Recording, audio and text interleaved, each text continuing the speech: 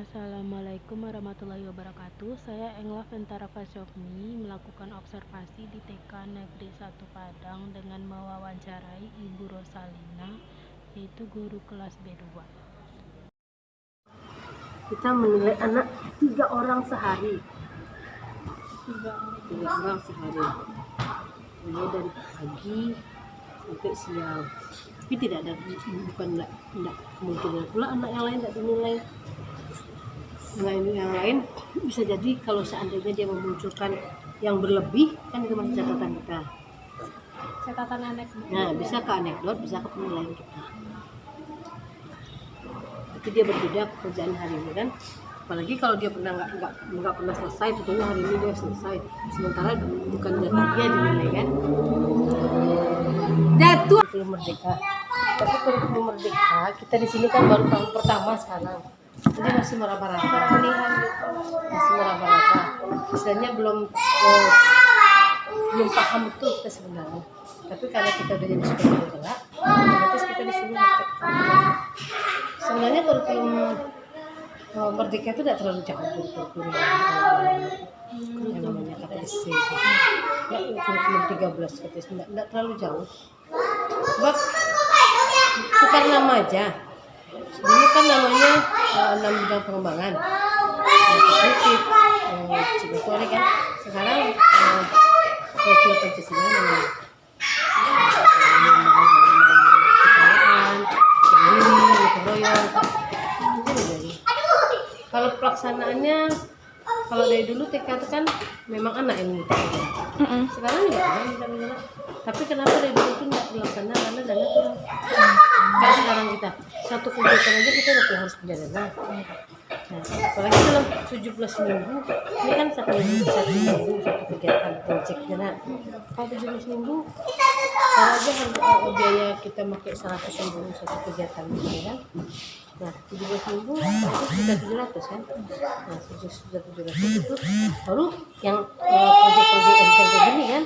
Kalau kita harus pergi ke pasar, bawa anak, bawa mobil, segala macam, dari mana dananya? Nah, kalau sekarang kan kita udah dikasih dana sama. Tapi dana itu juga belum sepenuhnya karena dia lah kalau kita pakai itu kan proyek itu kan cuma satu, 50 anak satu, gimana lah bentuknya kan? Iya kayak tadi susah. Alangkah bagusnya satu anak satu, jadi mereka kerjanya memang sampai hancur dia kerjanya. Kalau tadi kan cuma action aja sama mereka, cuma 2 kali tutup aja udah, karena kita juga kadang dibantu sama ibu. Iya, karena kita memberi waktu. Saya kalau dibiarin dia lama jadinya, ya keburu jam pulang gitu jadinya. Iya. Nah, itu sebenarnya itu bedanya sebenarnya sekolah sama sekolah yang kurikulum 13 itu. Kan dulu namanya juga siswa aktif namanya CBSA dulu kan, cara belajar siswa aktif kan. Memang dari dulu kan memang aktif ya, memang harus siswa yang dituntut aktif. Sekolah menengah itu juga kurikulum mereka itu juga cukup mendahulukan kebutuhan siswa. Tapi apakah sanggup sekolah? Apakah tersedia media sarana prasarananya? Kan itu aja yang terkenal. Lian, mami dulu nak.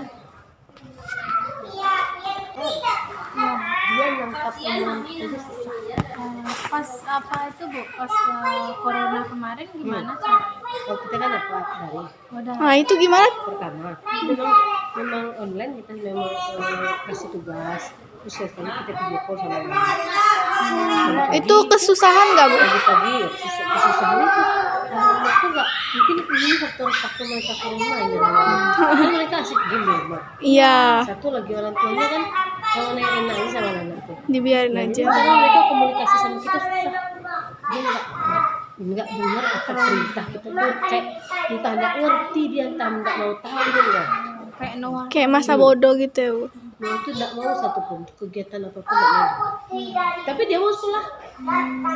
Kalau dia nggak mau sekolah kita ngerti kan, mungkin ada di rumah ya, atau sekolah yang kerja malas, atau di rumah ada hal menyenangkan sama dia. Tapi dia mau datang ke sekolah. Tapi nggak mau disuruh apapun loh. Berangkat aja ya. Paling dia mau warna gambar. Nah, sebenarnya setelah penggerak itu kan itu, oh anaknya suka warna gambar, ya udah silakan dia mau warna gambar kelas. Tapi apa sanggup kita guru kelas mengikuti kemauan anak satu-satu? Sementara kita satu orang guru 15 anak yang kita awasi. Lain hal kalau satu orang guru 8 mungkin masih mungkin gitu. Ini satu orang guru 15 anak yang mengawasi. 15 anak yang mungkin agak empat kelompok anak. Itu aja udah susah 4 kelompok kan mendampingi anak. Tapi kalau dari teori memang harus mengikuti kemauan anak katanya.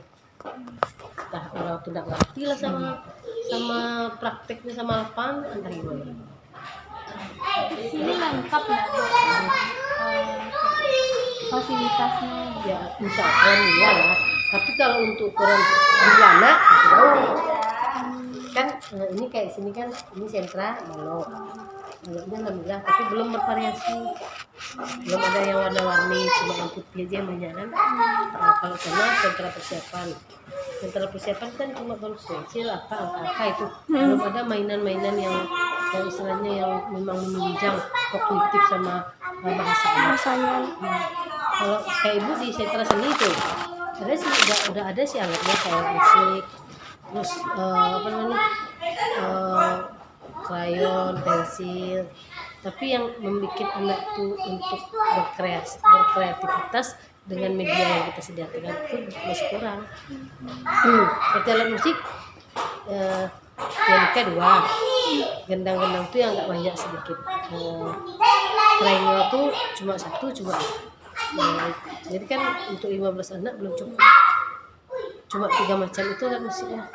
Jadi pembelajarannya nanti dibagi-bagi nanti kalau sentra balok ke sini.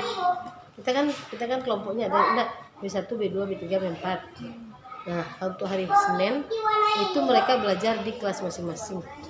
Nah, B1 di B1 nanti di hari kedua pindah mereka. B1 pindah ke B2, B2 pindah B3, B3 pindah B4.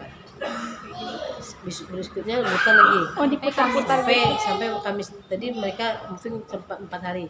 Jadi 1 minggu tuh mereka memasuki 4 kelas. Berarti nggak netap gitu ya Bu? Nggak netap. Pas hari Jumat baru mereka netap. Oh kayak Nah, hari pertama mereka netap di kelas kan. Jadi pekerjaan dari tugas sentra kelasnya. Hari kedua mereka pindah ke kelas lain. Kelas lain pindah ke kelas yang Jadi muternya hari Selasa, Rabu, Kamis. kan kita ada 4 kelas. Iya. Jadi ke-4 kelas ini mereka masukkan untuk kalau untuk sentra pembelajaran sentra, kalau dari segi pengenalan guru bagus, otomatis dia kenal semua guru kan. Tapi kalau dari segi itunya pembelajarannya kita guru lebih enak, lebih menguasai anak pembelajarannya kelompok, tidak pindah-pindah. Jadi hari-hari kita tahu gimana perkembangannya di kognitifnya, di bahasanya, di seninya kita ngerti. Tapi kalau sekarang kan di agamanya itu orang agama yang menguasai kan. Sampai di sentra balonnya orang Malang ya. Dan kita tahunya di seni aja. Nanti kita dapat laporan dari itu. Tapi kalau dia di kelas kita aja tiap hari, nah otomatis kita ini angka sekiannya baru sampai sekian hafalnya. Jadi tahu kita satu anak. Jadi Ibu di sentra seninya aja. Jadi sentra seni sama eksplorasi. Kita dua-dua nih. Kalau sini imajinasi sama balok. Kalau Ibu Kalmalinda yang B4 itu sentra persiapan bahasa sama matematik sama berhitung. Kalau paling ujung sentra agama. Ibu kalau misalkan di dalam kan guru itu kan membuat penilaian gitu kan Bu. Ada nggak Bu kendala-kendala gitu Bu kalau dalam membuat penilaian itu? Sekarang kita kendalanya belajar sebab format penilaian itu belum jelas. Berarti belum jelas gitu ya Bu. Belum jelas. Kan kita diserahkan ke kita sendiri. Iya. Ke kita sendiri.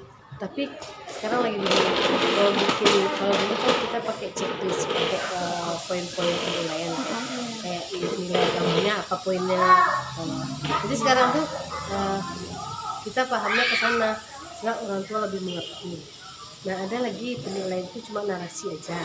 Terus nanti ada bukti fisik yang foto satu per anak, misalnya dari segi kognitifnya 1, dari agamanya 1, dari bahasanya. Otomatis yang kita ambil 1 pasti yang terbaik kan? Nah, kan fiktif jadi gitu kan. Jadi kita tidak menyampaikan apa adanya. Nah, kalau penilaiannya kayak checklist kan di sana ada poinnya tuh. BB, BSD, BSH dan BMB kan. Nah kalau memang posisinya di BB berarti anaknya tahu anaknya dari segini memang belum bisa sama sekali. Nah, Jadi semua kriteria itu dia ketahui sama wali murid di mana sih kelemahan anaknya. Tapi kalau kita bikin rapor yang isinya narasi, terus ada fotonya, bayangkan dalam 6 bulan berapa hari itu? Cuma satu kognitifnya yang kita tampilkan kan? Iya. Nah, pasti yang terbaik kita tampilkan kan? Iya betul. Nah, itu makanya sekarang sedang ada sedikit rancang soal penilaian. Mana yang kalau sebagian paham yang di checklist, sebagian paham yang di narasi. Yang kedua, kalau untuk foto, dulu susah mikirin 15 orang anak tuh menyimpan fotonya di HP. Memorinya. Kita kan bukan satu ini aja yang kita urus untuk satu HP kita kan. Kecuali satu HP untuk sekolah satu unitnya masih mungkin. Belum nanti kegiatan-kegiatannya lagi yang masuk. Foto-fotonya. Belum dari wali muridnya lagi yang masuk foto-fotonya. Nah itu makanya itu masih udah dilaksanakan tapi masih 2 versi baru. Ada yang udah diambil fotonya. Nah jadi masih yang checklistnya masih bikin.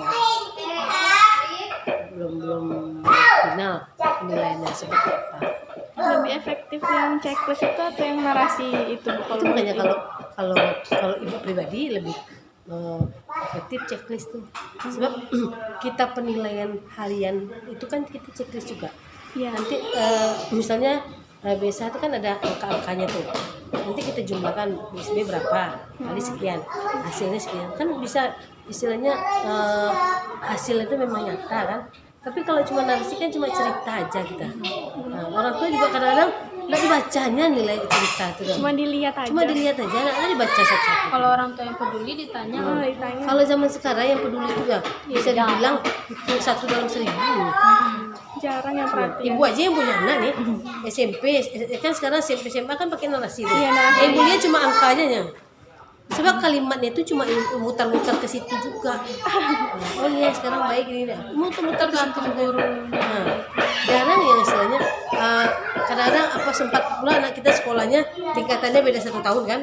Nanti lihatlah nilai bahasa guru tuh beda-beda tipis yang dari tahun kemarin sama tahun sekarang. Misalnya ada juga sih mungkin yang memang detail gurunya mungkin memang kayak mungkin kayak adik-adik muda nih mungkin bisa mencoba. Nah tapi kalau kayak kami guru-guru yang udah lama kayak ibu udah 30 tahun 32 tahun aja